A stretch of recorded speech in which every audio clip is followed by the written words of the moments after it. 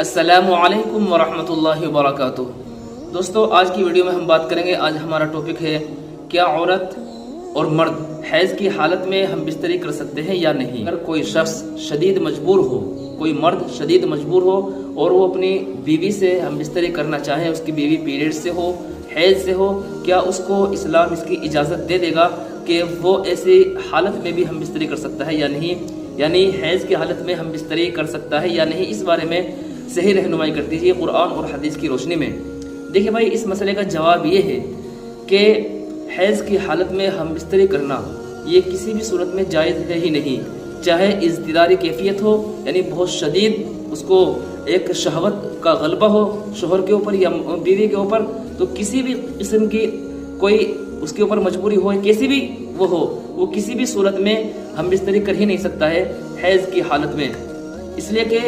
یہ بات قرآن سے ثابت ہے، یہ بات براہ راست قرآن نے منع کی ہے۔ اللہ کے نبی صلی اللہ علیہ وسلم سے لوگ معلوم کرتے ہیں وَيَسْأَلُونَكَ عَنِ الْمَحِيضِ قُلْ هُوَ أَذًى فَاعْتَزِلُوا النِّسَاءَ فِي الْمَحِيضِ۔ سورہ بقرہ آیت نمبر 222 کے اندر اللہ تبارک و تعالیٰ فرماتے ہیں يَسْأَلُونَكَ عَنِ الْمَحِيضِ قُلْ هُوَ أَذًى فَاعْتَزِلُوا النِّسَاءَ فِي الْمَحِيضِ۔ وہ لوگ آپ سے حیض کے بارے میں سوال کرتے ہیں تو آپ ان سے کہہ دیجئے کہ حیض وہ سراسر گندگی ہے،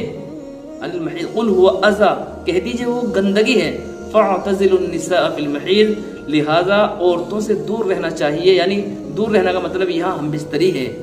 وہ نہیں کہ جو زمانے جاہلیت میں لوگ دور رہتے تھے، اپنی بیوی کو ایک طرف ڈال دیا کرتے تھے حیض کی حالت میں، ان کو ایک کوٹھڑی میں بند کر دیا کرتے تھے، یہ مطلب نہیں ہے ہرگز اس آیت کا۔ اس جملے کا مطلب یہ ہے فاعتزلوا النساء، اس کا مطلب یہ ہے کہ عورتوں سے ہم بستری سے دور رہیں۔ اس کے بعد میں فرماتے ہیں فاعتزلوا النساء فی المحیض فلا تقربوهن حتى يطهرن، تم ان کے قریب بھی مت جانا، ان سے صحبت بھی مت کرنا جب تک کہ وہ پاک نہ ہو جائیں۔ تو یہ اللہ کا حکم ہے، یہاں کوئی مجبوری نہیں چلتی ہے، اس میں کسی قسم کی کوئی مجبوری چلے گی نہیں کہ یہاں اگر کوئی کسی کو شدید مجبوری آ جائے وہ ہم بستری کرنا چاہے، بالکل بھی قطعاً اس کی اجازت نہیں دی جائے گی۔ ایک بات کلیئر ہو گئی۔ دوسری بات کہ اگر کوئی مرد یا عورت گناہ سمجھ رہا ہے اور اس چیز کو گناہ سمجھ رہا ہے، اس کو پتہ ہے کہ حیض کی حالت میں ہم بستری نہیں ہوتی ہے، لیکن پھر بھی نادانی کی وجہ سے حیض کی حالت میں دونوں نے ہم بستری کر لی، نادانی کی وجہ سے دونوں نے حیض کی حالت میں ہم بستری کر لی، دونوں رضامند تھے اور ہم بستری کر لی ہے، تو میرا عزیز دوستو یہ بہت بڑا گناہ کر لیا ان لوگوں نے۔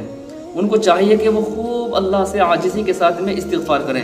خوب توبہ کریں، اس لیے کہ اللہ تبارک و تعالیٰ اپنے بندوں کی توبہ قبول کر لیتے ہیں، اور یہ اللہ کا حق تھا، اللہ نے منع کیا تھا، حقوق اللہ تھا یہ کہ اللہ کا حق ہم نے ضائع کر دیا، لہٰذا جو اس گناہ کا ارتکاب کر لے ان کو فوراً چاہیے کہ وہ توبہ کریں، توبہ ان کے لیے لازم ہے، توبہ کریں، استغفار کریں خوب کثرت سے، اور ان کو چاہیے کہ وہ صدقہ بھی کر دیں کچھ۔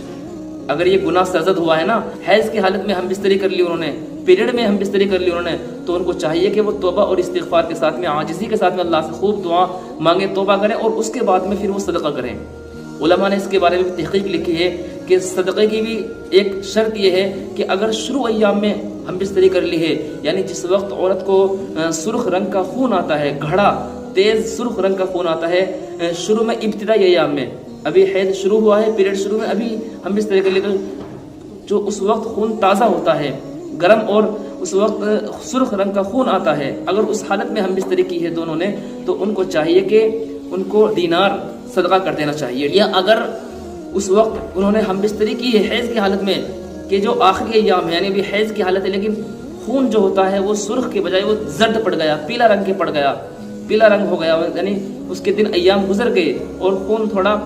پیلا نکل کے آنے لگا، اس وقت میں اگر کوئی ہم بستری کرتا ہے حیض کی حالت میں آخری ایام میں، تو اس کو چاہیے کہ وہ آدھا دینار صدقہ کر دے۔ چونکہ اس زمانے میں دینار نہیں ہے تو ان کو چاہیے آج کے وقت میں اگر کوئی یہ عمل کر لیتا ہے، یہ گناہ کر لیتا ہے، تو اس کی قیمت صدقہ کرے۔ دینار جو ہوتا ہے وہ سونے کا سکہ ہوتا ہے، میں بتاؤں آپ کو کہ دینار جو ہوتا ہے وہ سونے کا سکہ ہوتا ہے، لہٰذا اس کی قیمت کا اعتبار ہوگا، تو اس کی جتنی قیمت بن دینار کی وہ صدقہ کرنا پڑتا ہے، اسی طریقے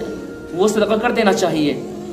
1.5 دینار کے اگر کوئی شخص شروع ایام میں ہم بستری کرتا ہے حیض کی حالت میں، تو ان کو چاہیے کہ دونوں 1.5 اور 1.5 دینار کا صدقہ کریں، یہ اس کی قیمت صدقہ کریں۔ آج کے وقت میں چونکہ دینار نہیں ملتے ہیں اور دینار سونے کے سکے کو کہا جاتا ہے، اس کی جتنی قیمت بنتی ہے وہ صدقہ ان کو کر دینا چاہیے۔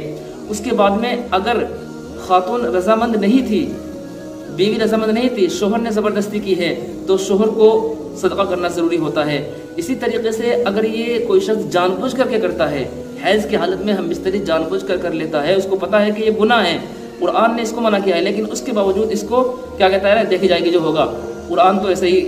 قرآن میں تو ایسی باتیں لکھی ہوتی ہیں نعوذ باللہ۔ اگر کوئی ایسا اس قسم کی خیال اپنے دل کے اندر لے آتا ہے اور پھر وہ ہم بستری کر لیتا ہے، وہ سوچتا ہے کہ میری بیوی ہے، میں جمع کروں، کچھ بھی کروں تو میری بیوی ہے۔ تو میرا عزیز دوستو، اگر کوئی سے جان بوجھ کر کے کرتا ہے نا، اور اس کو یہ خیال ہے کہ یہ قرآن میں آیا ہے، یہ قرآن نے اس کو منع کیا ہے، اس کے باوجود بھی وہ کرتا ہے، تو اس کا ایمان خطرے میں آ جاتا ہے، اس کا ایمان بالکل ایمان سے باہر نکل جاتا ہے، اس لیے کہ یہ اللہ کے فرمان کو ٹھکرا رہا ہے۔ قرآن تو منع کر رہا ہے کہ حیض کی حالت میں ہم بستری نہیں کرنا ہے، اور یہ کر رہا ہے، زبردستی کر رہا ہے، لہٰذا اس کے ایمان کی خیر نہیں ہے، اس کو توبہ کرنی چاہیے، دوبارہ ایمان لانا چاہیے، اور اپنی بیوی سے بھی نکاح دوبارہ کرنا چاہیے، اس لیے کہ جب ایمان سے نکل گیا تو بیوی بھی نکل جاتی ہے، نکاح بھی ٹوٹ جاتا ہے،